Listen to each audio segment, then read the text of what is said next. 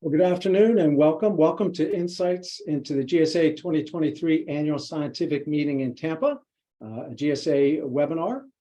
My name is James Appleby. I'm CEO of the Gerontological Society of America. We're delighted you've decided to join us today to learn more about the program that will be happening in Tampa this November. There are a lot of new features to the Annual Scientific Meeting we want to share with you. As well as take this opportunity to have a conversation about the concerns expressed by GSA members regarding discriminatory laws and policies that have been implemented in Florida, and in particular to share with you GSA's response to those new laws and policies. The webinar today will be a panel format. I'll be serving as moderator, interviewing panel members. We'll have a question and answer period at the end. So I invite you to use the question feature on the Zoom platform to submit questions that we can put to the panelists when we get to the end of the webinar. As you noted when you arrived, the webinar is being recorded. Make sure everyone's aware of that. Today, we're joined by a multidisciplinary panel of experts that represent the biological sciences, behavioral and social sciences, the health sciences, and social research policy and practice. So, multidisciplinary group. And they're going to help us have a look at the features for the annual scientific meeting that are going to enrich it for attendees, as well as to help us dig into some of the challenging issues that the environment in Florida has created. Joining us are Dr. James Nelson. He's the GSA president based at University of Texas Health in San Antonio. Rajean Moone, who is a representative of the GSA Rainbow Research Interest Group. Rajean is based at the University of Minnesota. Catherine Garcia, who is the chair of GSA's Minority Issues in Gerontology Advisory Panel. She's based at Syracuse University. And Kalisha Johnson, who is GSA Emerging Scholars and Professionals Chair. She's based at Emory University. So we have a wonderful multidisciplinary panel to help us explore the issues of the day. To get us started, I'd like to start with GSA President Jim Nelson. Jim, you've picked a three-part theme for the annual scientific meeting: building bridges, catalyzing research, and empowering all ages. Could you share with webinar attendees today sort of how you came to put together that three-part theme? Certainly, James. And first of all, I want to reach out and thank all of you for joining us to talk about the upcoming annual meeting in Tampa. This webinar, it's a first for GSA, had its origin in our membership, like almost everything does, the Rainbow Research Interest Group, who expressed concern about having our meeting in a state whose state governance currently is diametrically opposed to everything our society stands for. The webinar is part of a society-wide response to that concern, and we're going to tell you more about that in the course of this webinar. But the webinar is much more than that. It now gives us a new opportunity to communicate to members and interested people alike about what I'll call the wonders of GSA meetings. So it's up to the president to come up with a theme for the meeting. That's one of my responsibilities, and one that captures the diversity and depth of opportunities our annual meeting affords its attendees. I chose this tripartite theme because I couldn't come up with one phrase that would capture everything I hoped this meeting would provide us. Building bridges refers to the multidisciplinarity of gerontology, ranging from basic research, clinical trials, to implementation, to caregiving, healthcare, to education, and developing policy. This is best achieved in person, as I'm sure we've grown to appreciate even more post-COVID. In our first meeting last fall, for those of you who attended it, in Indy is exemplary, emblematic of the need to be in person. So catalyzing research while attending sessions by experts across the geroscience universe is inspiring, but coming together in the hallways, meeting new students, trainees, introducing our students and trainees to senior fellows, and so on, those events just cannot be reproduced without meeting in person. Meetings are really generative for new research. And finally, empowering all ages. That means just what it says and more. When we improve the lives of older people, we improve the lives of everyone, starting with its caregivers and ending or beginning, as you like to look at it, with children and the younger folk who have so much to learn from their older peers. I want to mention a little bit more about the meeting. It's looking really promising for great attendance, 17% increase in the number of individual abstracts have been submitted, 3,569 for those of you who are bean counters to be precise, and over 500 peer reviewers participating. So I want to send out a big thanks to everybody who's already shown their interest in attending the meeting, and to the peer reviewers for their contributions to making sure that what we present is evidence-based and strong. And finally, for those of you who have new research that wasn't ready for prime time abstract deadline in the past, we have options for late-breaking posters, as well as almost for the first time late-breaking papers. So that's my welcome to you, and I'm looking forward to the rest of the webinar. Thank you, Jim. And those numbers in terms of submissions and engaged peer reviewers, et cetera, they certainly are an early leading indicator of how successful the meeting in Tampa will be. Jim, you've selected Frank Bruni as the speaker for the opening general session, which kicks off on Thursday morning. Can you share a little bit with us how you came to select Frank? Well, I'm so excited Frank Bruni accepted our invitation. Many of you probably know him, but for those of you who don't, I think he's the perfect keynote speaker for our meeting in Tampa. He currently is a professor at Duke University, but he has a long history at the New York Times, starting as a food critic. He was the first openly gay columnist at New York Times. He was bureau chief in Rome, and he's written a number of great books, the most recent one of which inspired us to invite him. It's entitled The Beauty of Dusk, and it speaks to all of us as we encounter difficulties in life, and his messages of resilience in the face of adversity, starting with his own recent challenge of nearly losing the sight of one eye and turning a seeming downturn into an opportunity, witness the book itself, serving as an exemplar, to inspire and empower not just the LGBTQ+ community, but all communities facing discrimination, including older persons.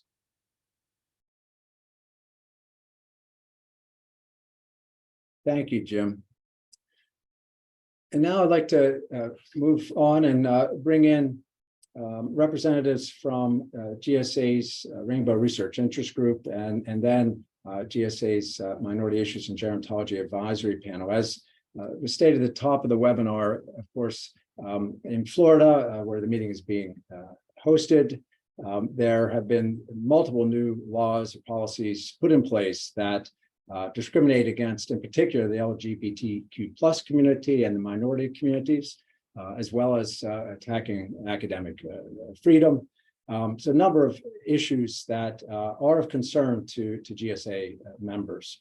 GSA has responded in multiple ways, including writing directly to the governor to express our contempt for the actions that he has taken. I'd like to kick things off, if we could, with Rajean and say, Rajean, can you, as a representative of GSA's Rainbow Research Interest Group, share with the audience some of the steps that the interest group has taken to express its concerns about the situation as it's evolving in Florida? Yes, thanks, James. I'm happy to be here as a member of the Rainbow Research Group. And for those who aren't aware, the Rainbow Research Group supports research on the topic of sexual and gender minority aging. And the group provides really a welcoming place for GSA's LGBTQ+ members to network and find support. Last summer, our members really began a conversation and ended up writing to the board asking that the 2023 meeting be relocated due to the discriminatory laws being enacted in Florida. And we understand that meetings of our size are contracted many years, 6, 7 years in advance, but we wanted the board to be aware of the challenges that we would encounter by remaining in Florida. We also really understand that the request was very seriously considered, and it led to an extended conversation by the GSA board, and we welcomed that conversation. Ultimately, as we know, the decision was made to move forward with Tampa and really to use our meeting as a mechanism for increasing awareness of the harmful impact of these really discriminatory laws. Thank you, Rajean. And could you share some examples of the steps that GSA working together with members of the Rainbow Research Interest Group have taken to use this meeting as a mechanism for increasing awareness? Absolutely. Well, to begin, the interest group really encouraged our network and beyond our network to submit abstracts related to sexual and gender minority research and the impact of discriminatory laws. Our Rainbow Research Group itself is conducting several symposia at the annual scientific meeting. And as Jim said, it's another good reminder that if you haven't already submitted a paper, we're inviting you to submit a late-breaking paper opening July 14th with the invited theme of effects of discrimination across the life course. And GSA has gone beyond that as well. They wrote to Tampa Mayor Jane Castor, really applauding her leadership. Tampa earned a perfect score from the Human Rights Campaign Municipal Equality Index. The index demonstrates ways cities support LGBTQ+ people who live and work there, even where states and the federal government have failed to do so. Mayor Castor, who's one of the few openly gay mayors of a major city, has been invited to address the GSA opening plenary session. And as you heard, journalist Frank Bruni, an openly gay man, has accepted GSA's invitation to serve as the keynote speaker for this session. But there's more that we can also do. To show your individual support, you now can select pronouns for inclusion on your name badge. At the registration, you'll be able to grab a new ribbon that denotes you as an ally. You can add that to your name badge. GSA has also published a list of LGBTQIA+ owned businesses and restaurants in Tampa, which is available on the meeting website, and we encourage you to engage and support them. These laws impact real people, real families, and real businesses who genuinely support the LGBTQ community. We can, in turn, while in Tampa, support them. And lastly, GSA made a donation to Equality Florida, an advocacy organization we've spoken with as the Rainbow Research Group, who are working to support DEI efforts across the state. We encourage you to consider providing your support to a local Tampa LGBTQ+ nonprofit. You can find a list of organizations on the conference website. Thank you really for having me here today, James, and for the rest of GSA to talk a little bit about what the Rainbow Research Group concerns are and what GSA really has done in response. I look forward to seeing you in Tampa and really supporting local LGBTQ businesses and families. Well, thank you, Rajean. And I just have to say on behalf of the GSA team, what a delight it's been working with members of the Rainbow Research Interest Group to dig into these issues and identify additional ways that GSA can be supportive. And we're thrilled with the energy that the interest group has put into this. It has really been transformative for the presence that GSA is going to have in Tampa. Thank you.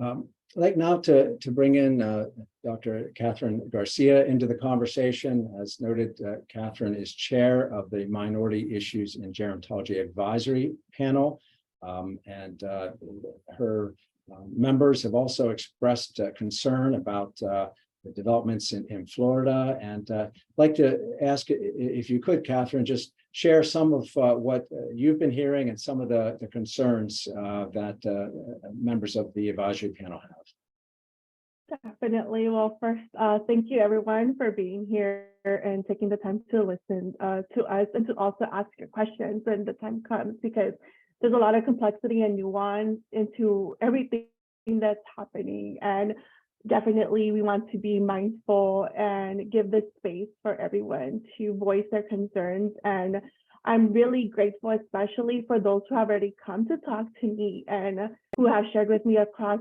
various social media platforms, including Twitter, TikTok, Instagram, all the different messaging and all the different laws that are being passed and all the different ways that people have shared their lived experiences in Florida. So I think it's really important first to acknowledge the fact that there are real people who are living there who cannot escape what is currently happening there. And that, at least personally, me and other people in our GSA leadership want to do what we can to support, our colleagues, the families, children, and everyone else that has to stay and live and deal with the direct impacts of what's happening in Florida. And, I don't want to be amiss. And, and I do want to mention that we are very aware of the fact that there was a travel advisory issued by the NAACP and also by LULAC, which are two organizations which are openly advocates for minority-based issues, specifically for the African American or /Black community and for the Latina Hispanic community. So they did put out travel advisories because given the open hostility that did first, start with the conversations with all the anti-trans legislation, but given the importance of intersectionality, we know that this anti-trans legislation isn't just, affecting a specific demographic group, right? This is affecting, layers of different populations who also identify as transgender or are part of the LGBT community who happen to also be, racial or gender minorities as well. So we need to also be mindful of the fact that these intersectionalities do exist. And these are conversations that were brought up, to me by other members of the GSA membership and also conversations that we've had within our advisory panel. So this is what kind of was the impetus behind talking to the GSA president and the GSA CEO in parallel without knowing that the Rainbow Research Group was already having also these conversations also. So when we were both presented with the opportunity, to kind of host this webinar, we were, delighted that we were kind of just in the same wavelength of thinking about like, what can we do to address safety concerns of individuals? And what can we do with our presence being there, utilizing, for those who, feel safe enough and for those who have the privilege, to exercise that privilege, that whether they're in Tampa, what can we actually do, to make some kind of, whether it's making a political difference or standing up, providing solidarity or support. So I kind of want to talk about some of the things that our advisory panel has done in conjunction with the GSA leadership. If we could go to the next slide. Okay, thank you, Catherine. Yeah, can you provide some details for the audience around some of those specific steps that Minority Issues and Gerontology Advisory Panel has implemented? Yeah, so definitely. So I do want to mention first, even though it's listed at the bottom, but I do want to mention that, our leadership has made a donation to the Urban League of Hillsborough County.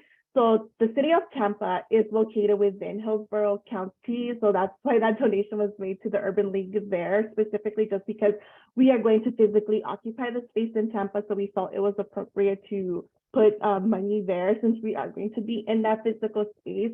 And for those who are not aware, the Urban League, they're a civil rights organization that is dedicated specifically to the economic empowerment of underserved communities. We've also created a curated list, which is already published on the GSA website, of minority-owned businesses, which include LGBTQ-owned, Black-owned, other minority-owned businesses and restaurants that we could also support and use our dollars to support these individuals and families while we're there in Tampa, right? Because again, even though these travel advisories are out there and people do have to make calculated decisions of what's best for themselves and their families, but if you have the privilege to be there, please put your dollars to support the families that need it the most, to support the businesses that need it the most, because these laws are affecting families. It's affecting the economic opportunities of people who are living here. So, let's put our dollars, where our values are. So if you're able to, please take a look at that and go to those businesses and restaurants as you see fit. And in terms of more of the GSA-centered activities, we have put a symposium together, MEGAP-sponsored symposium, focused on the multidimensional and intersectional approaches to accessible and healthy aging in diverse populations. Because we tend to talk a lot about minority issues, kind of somewhat from a deficit perspective, and we do want to highlight the things that we can do to promote healthy aging and the things that communities have already been doing to promote healthy aging and resiliency across these communities. There's also going to be a Latebreaker paper submission that is specifically focused on the effects of discrimination across the life course. So if any of y'all are working on papers or finalizing analyses on anything related to this larger topic, please, I encourage you all to submit your papers on this topic. Again, it's the effects of discrimination across the life course. I'm looking forward to see what submissions come out for this Latebreaker paper submission call. We're also going to hold a MEGAP reception on November 9th, where we, it serves two purposes. We present our awards there. So we have our MEGAP sponsored poster award, and we also present the James Jackson Outstanding Mentorship Award, which this year is going to be honored to Dr. Jacqueline Angel from the University of Texas at Austin. So please be there to support her. And we also use this reception to also kind of give space for our community to come together and talk about things, to talk about what we can do better for next year. Because, as a chair, we only have one calendar year to do what we can. So for whoever's interested in volunteering or getting more involved, we definitely want to hear more from our membership and just get to know each other better too, because there's only so much that we could do on a virtual space. So definitely having that engagement in person will allow us that opportunity to get to know each other better and see what we could do to better facilitate things for our membership here at GSA. Thank you, Catherine. And let me say that the GSA team has been delighted to work closely with Minority Issues and Gerontology Advisory Panel to implement these different steps. And thank you for your continued advocacy and for your call to action for the entire community to get behind and support minority-owned businesses in the Tampa area while we're there. Let me shift now back and invite Jim Nelson to join me. Jim, I had the opportunity to spend some time with you earlier this year visiting universities and colleges in Florida. And I wonder if you could share a little bit about your role as GSA president and these outreach visits and sort of what insights you took away. Thanks, James. Yes, this is another example of forward thinking and new developments and growth of the GSA. These visits, which James and I made two of to Florida earlier this year, one to Central Florida and one to Northern Florida, were initiated after COVID with previous President Dr. Lichtenberg and James visiting institutions in the vicinity of Indianapolis to drum up support, to show support that GSA has for local universities and institutions. And it's a wonderful new development, because when we made our visits, and we visited University of Central Florida, University of South Florida, Florida State, and University of Florida, and also virtually, we didn't get to do it in person, the HBCU college in Daytona Beach, Bethune-Cookman College. And every one of those meetings, I got as much, if not more, out of it as I think we brought to the table. Meeting GSA members across all disciplines who are conducting research, providing clinical care, teaching the next generation. It's empowering. And I think we gave something back to them because we had many conversations with them that they brought up about their concerns personally about the political climate in Florida and how it's impacting freedom of speech, expression, ability to be who you are on campus, diversity, inclusion. We had many discussions, and I was so impressed with how resilient they've been, finding ways to continue their research, clinical care, and teaching in spite of these pressures, all the way up to the level of the administration, who are working very hard to provide support for faculty and students. And I think Frank Bruni's presence will be particularly inspirational to the people in Florida. So I see this as a very important opportunity, and for the future of GSA, for us to visit more of our support out in the field and provide support to these people, because it's empowering to them as well as it is to us. Yeah, Jim, I agree. I found the visits to be very meaningful, and indeed afterward, got very positive comments from faculty members who really appreciated the fact that GSA made the time to come down and meet them and sort of learn about circumstances on the ground in Florida. It's very, very positive. And this brings up, Jim, one of the questions that we've received over the past several months is, how does GSA choose the locations for its annual scientific meeting? Could you say a few words about board of directors action around our site selection policy?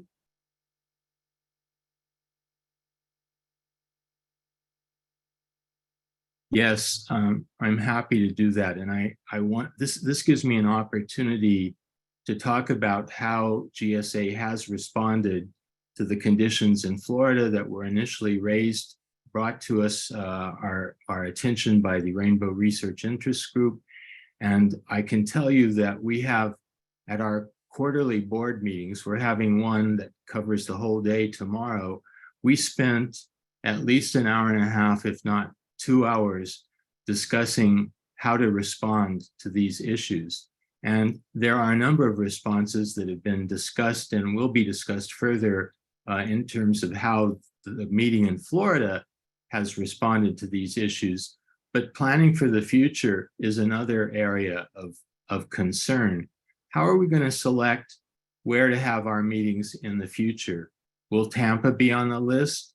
Will Austin be on the list? Will San Francisco be on the list? How are these selections made? It's a complex process, as you can see in this slide, bringing together issues of accessibility, cost, time, geographic location, health and safety, transportation.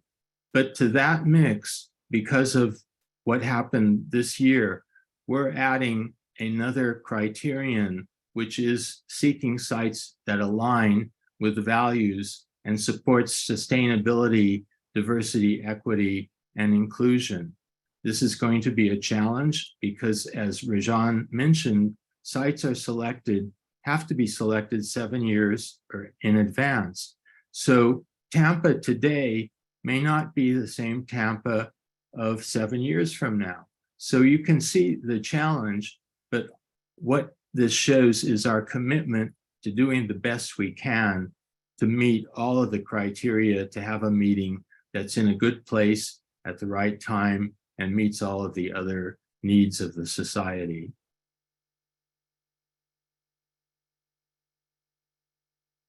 Thank you, Jim. And this new board-approved policy is going to be very helpful, in particular as we go about identifying sites for 2028 and beyond.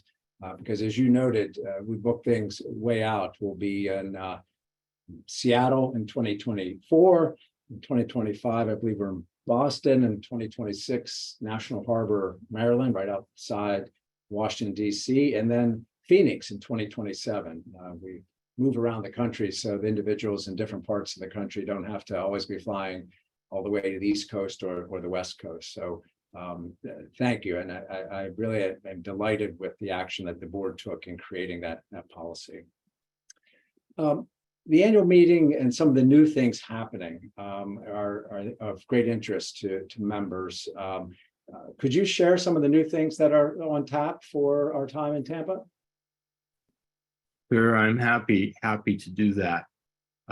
First of all, just a reminder, GSA will continue its tradition of scholarly excellence with 5 days of outstanding science from Wednesday until midday Sunday, and the many networking opportunities to connect with friends and colleagues from around the world, as usual, will be there in a wonderful site looking out over the harbor in Tampa. And in addition, there will be dozens of interest group meetings, recognition programs, receptions, and other opportunities to bridge and connect with longstanding friends and to make new friends. One of the things that we've already talked about, which has developed further, are the late-breaking poster and paper abstracts. I think we have a little slide on that. We are encouraging presentations that specifically relate to the themes listed on this slide. I'd point out 2 effects of discrimination across the lifespan, health equity across the life course, and climate change and aging. These are all very important issues, and we look forward to getting more late-breaking presentations on these areas. And finally, as a biologist, I want to emphasize the last one, translational geroscience. And for those of you who aren't familiar with this area, it's booming. The possibilities of interventions, be they physical therapy interventions, all the way to nutraceuticals and pharmacological interventions for improving the lives of all of us as we get older, are just exponentially growing. And I look forward to those presentations as well. The flash poster sessions is another thing that I think is wonderful. If any of you have not participated in this particular format, it's a wonderful opportunity to learn about some of the best posters that are going to be in the regular poster session. What this is, it's sort of like speed dating. You have 10 posters that have been selected, and each poster presenter gets a little bit of time at the podium to discuss about the key points of their posters. This is a 90-minute session. After those discussions, the posters are available and you can wander around, and you already have some insights and questions available ready to pose to the presenters. So that's another important thing. The workshops, we've had workshops before the meeting begins for many, many meetings, but they've never been free. These workshops are now free, so it's part of your part of the cost of attending the meeting, but you don't have to pay extra to attend these workshops. So there are many opportunities, many new ones that are present, and I encourage you all to take advantage of them. Thank you, Jim. And in particular, the last item that you pointed out, the fact that the conference workshops are now all available at no cost is a big change here in 2023, and something that for individuals who find those intensive half-day workshops of interest, it adds great value to the meeting. So wonderful. Thank you for going through some of the innovations that are planned for Tampa's meeting. As any previous GSA annual scientific meeting attendee knows, GSA's meeting brings people together across the career course, from individuals interested in pursuing an advanced degree to emeriti professors. In Tampa, among the 4,000 attendees, we expect well over 1,000 individuals who are either PhD candidates, postdocs, fellows, trainees, emerging scholars, These are individuals who are often starting careers simultaneously with starting a family. As such, we've had multiple recommendations over the past couple of years about ways we can make the meeting more family friendly. And to address this, I'd like to bring in Dr. Kalisha Vance-Johnson. Kalisha, as you know, is our chair of our Emerging Scholars and Professionals organization, and she's also an extraordinary advocate and champion of ways that we can make the annual scientific meeting more family friendly.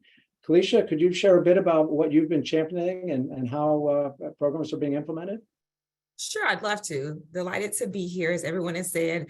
And really, when I started asking members about this, it was a little bit selfish because at the time I was pregnant. And so I now have a 5-month-old, 22-week-year-old son who will, 22 weeks, 5-month-old son who will be in attendance this year. And so I really was curious about how to make the annual scientific more explicitly, I'll say, family friendly, because everyone I polled talked about how they brought their children and didn't feel like they couldn't bring kids and families. But I'm excited to speak a little bit more about how we've explicitly and maybe even enhanced some of that family friendly nature of the annual scientific meeting. So we are going to have a family care room for children that will be in the Tampa Convention Center. It'll be available for those who need a safe space for their child while they are attending a session.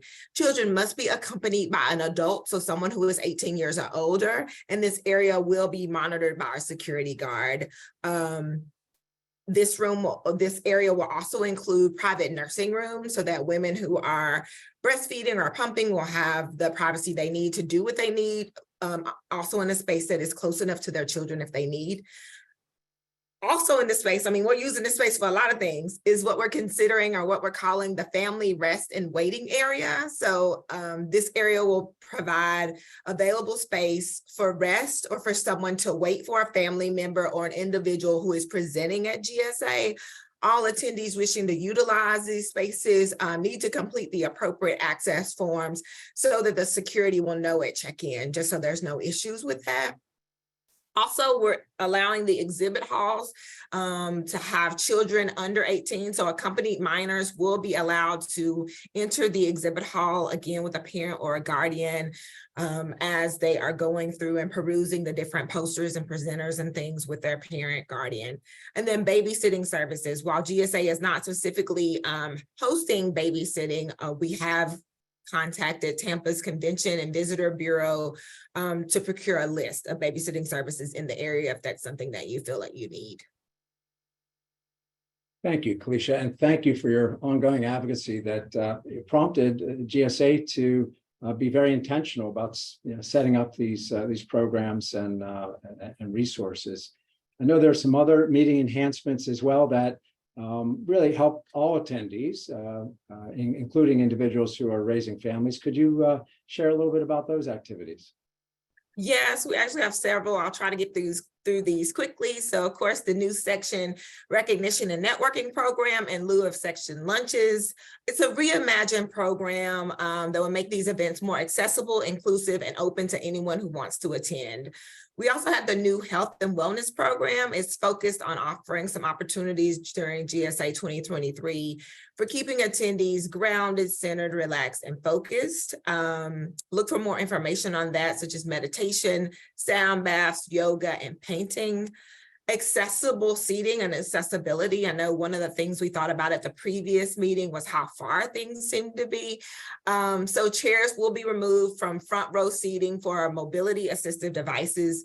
The row next to the areas with removed chairs are reserved for anyone who will need to be closer to the front, whether that's for mobility, auditory, sight, sensory, or other needs. Just please make sure to get in contact with somebody at GSA. I think we have that information on the slide, so you know who to contact if that is something that you feel that you need. Let's see. We have environmentally friendly with water bottles. So please be sure to bring your own reusable bottles to use during the meeting to cut down on the use of single-use plastic bottles. The convention center is dedicated to providing accessibility resources. And then finally, something I'm really excited about is the Careers in Aging Day, a GSA pilot program. GSA is experimenting with this program. It'll utilize the annual scientific meeting platform to provide college undergraduate students with the opportunity to learn about career opportunities in the aging field. We will invite undergraduate students at four-year academic institutions and community colleges in Florida, with an emphasis on those in fields related to aging, healthcare, and administration. We have support from partner universities, Florida-based institutions with advanced degree training programs, and aging-related research, healthcare, and long-term care administration. The program for undergraduate non-GSA member students is free on Friday and Saturday. That's November 10th and 11th. And we invite other Florida institutions to attend. They each get their own table at the breakouts, and they can invite undergraduate students to attend. So I think that's it. Quite a few things. Wonderful. Thank you, Kalisha. Wonderful. Thank you. And thank you again for all your help in putting these new programs together. And I'm particularly excited about Careers in Aging Day. I think it opens up an opportunity for this to be a regular feature of future annual scientific meetings as well. So thank you. We've now come to that part of the webinar where we can take some questions from participants. We've received a number of questions through the Q&A feature. So please go ahead, and if you have ongoing questions, submit those. We'll bring the whole panel together now for this portion of the webinar. It looks like the first question that has come up has to do with will there be a virtual opportunity for the annual scientific meeting? Will there be a way for people to somehow participate remotely? And I'll address that one, and perhaps Jim, you want to comment as well. This is something that GSA has looked into on multiple occasions, trying to figure out how it could be done. Many of you are involved with other organizations, perhaps that have been able to do this. Often there are organizations that have a different format, perhaps more plenary sessions, more general sessions. Our meeting really, format with 25 to 30 simultaneous scientific sessions happening makes it extraordinarily difficult to try to offer a virtual option, at least a virtual option that would be effective and worthwhile for people to try to tune in and make the most of the meeting remotely, because we'd have to do it in 30 different rooms simultaneously. And that is just more than GSA has the capability to do. We looked into this in great detail when we were in Indianapolis last year, trying to figure out if it could be done in a meaningful way, and it's beyond our capacity. So there will not be a virtual option for Tampa. I will remind participants that we do have opportunities year-round through webinars for people to share science. If you're not coming to Tampa and you've got an idea for what a webinar that ought to be done that can help showcase scholarship you're involved with, let us know, and we'll see if that can be part of that year-round process of webinars that we offer. The next, Jim, did you want to make any comments or any thoughts around that? No, I don't really have anything to add. I think you've covered the issues of the complexity of doing this. It would be a wonderful thing if we could. Maybe as technology advances, this will become more feasible. But at this point, I think the board and the society has made a difficult but correct decision. Yeah.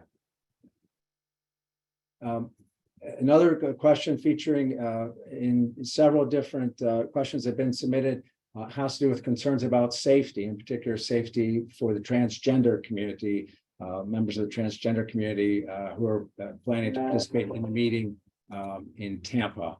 What additional steps is GSA taking? GSA is implementing additional steps in terms of having additional security officers. We're staying in close contact with the mayor's office in Tampa, as well as with the Convention and Visitors Bureau, who tracks everything, including issues having to do with crime.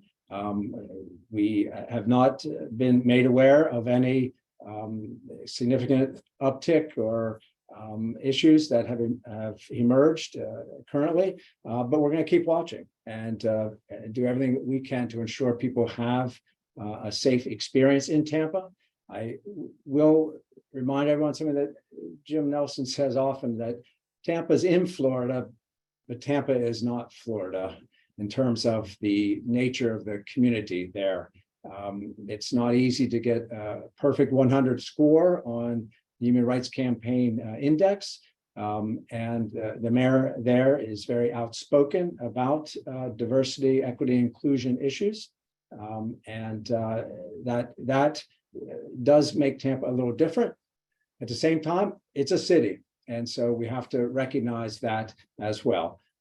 Yeah, it is a large city, and all the good and challenges that come with a large city, whether it's San Francisco or New York or San Antonio or Tampa, are certainly there. So we're well aware of that. Jim, did you want to make any comments, or any panelists want to weigh in on this question regarding safety in Tampa? James, I wanted to just add something that another question that has come in that's very similar to it, that, sexual orientation and gender identity are really often conflated to both kind of the benefit and the detriment of the communities that are lumped together. A good example of the benefit is we're able to celebrate Pride across sexual orientation and gender identity spectrum, right? It's a celebration. But I think it's important that it should not be understated that the laws that are being proposed and enacted across the US, not just in Florida, are particularly heinous, targeting trans colleagues, trans older adults, and their families. And one way that GSA actually was on the forefront, it was one of the first conferences I've ever attended, where the Rainbow Research Group asked many years ago for GSA to assign an all-gender restroom, and GSA did, without blinking, do that in New Orleans many years ago. And we actually printed, and I kept one because I was so excited about it. I had never been to a conference that did this. The Rainbow Research Group, printed a little card that talked about what is an all-gender restroom, and handed out to attendees, explaining that all-gender restrooms welcome people regardless of their gender expression or gender identity. And I'm very happy that GSA has continued this policy, and that all-gender facilities will be available as well in Tampa. So just in addition. Rajean, thank you. Thank you for raising that. And indeed, we will have all gender restrooms both in the convention center as well as the headquarters hotel, for example. They will be available for people. So thank you. Any other questions? Let me just double check, see if anything else has come in through the Q&A.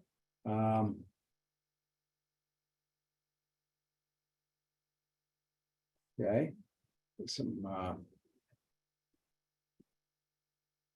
right, I think I saw one question I'd like to answer, because it's a question I had. And thanks for the compliment, Dr. Gugliucci. There's no information yet on how many people attended the webinar, but being evidence-based, I've inquired, and we will know how many people attended the webinar after it's over. So I'm sure that information will become available, and another reminder that it's being recorded. So take this opportunity to advertise people who might not be yet, who are new to the field or who have never attended a meeting. Tell them about this webinar, because I think it'll give them as close to an in-person perspective from a bunch of people who really are in love with the society about the upcoming meeting as they can ever get from a website. Thank you, Jim. And Jim, you get the last word as GSA president. You get the privilege. Is there anything else you want to share with participants in today's webinar? Well, sure. It's clear, I think, my excitement about this upcoming meeting. And we recognize that we're going to a place that has challenges. And I really appreciate the input from some of the questioners, and raising the fact that, for example, within the LGBTQ+ community, there are levels of stress. There are levels of attack being given, and the trans community is at the height of that stress point. So we really recognize that and want to do everything we can to protect those people and all of us. That's the first thing I want to say. But back to the meeting, thanks to all the individuals who submitted so many abstracts. We know we're going to have a higher attendance than we had at Indianapolis, to the hundreds more that's going to be submitting late-breaking posters and papers. I hope this opportunity opens on the 14th. And I've already said that GSA condemns the recently passed laws in Florida. These steps are deplorable, and I'm pleased that we are using our collective weight to raise awareness of these issues in many ways that we explained to you today. As a gay man, I understand that some may not choose to participate in attending the meeting in person, and I respect that. It's my personal belief, and I'm somewhat, I'm at the lower end of stress in this spectrum, I think, but still not without stress. That being present to increase awareness of the harmful impact of these laws is a valuable thing. I'm not going to be put back into the closet by any law. Finally, I want to say that I've met with representatives from Tampa Convention and Visitors Bureau. These people are DEIA ambassadors. They go across the country trying to assure people that Tampa is indeed a place that's welcoming for all people. Of course, everybody in Tampa isn't going to be like that, but that's even true for some of our most progressive cities. So while the meeting is Florida, as I've said, Tampa is not Florida. Its mayor leads the pack in making the city a welcoming place for diversity, equity, and inclusion. And so I hope to see you all in Tampa. Thank you, Jim. And thank you, Dr. Kalisha Barnes-Johnson, Dr. Rajean Moone, Dr. Catherine Garcia, and Dr. Jim Nelson for participating in today's webinar and for shining a light on the new innovations happening at the Tampa meeting, but also having a very open conversation regarding some of the challenges we've got as we navigate the environment there, and highlighting the steps that GSA has taken in response, in close collaboration with a Rainbow Research Interest Group and our Minority Issues and Gerontology Advisory Panel. If for anyone interested, you can find a lot of the details regarding GSA's response on the GSA Annual Scientific Meeting website. You can go there and you can see the letters that we've written to the Mayor Castor, as well as to Governor DeSantis, to get a clear sense of GSA's position. We welcome additional input. If you have ideas or thoughts, please communicate with us and let us know what's on your mind or what concerns you may have. So final thank you to our panelists, and a final shout out to say we look forward to seeing you in Tampa.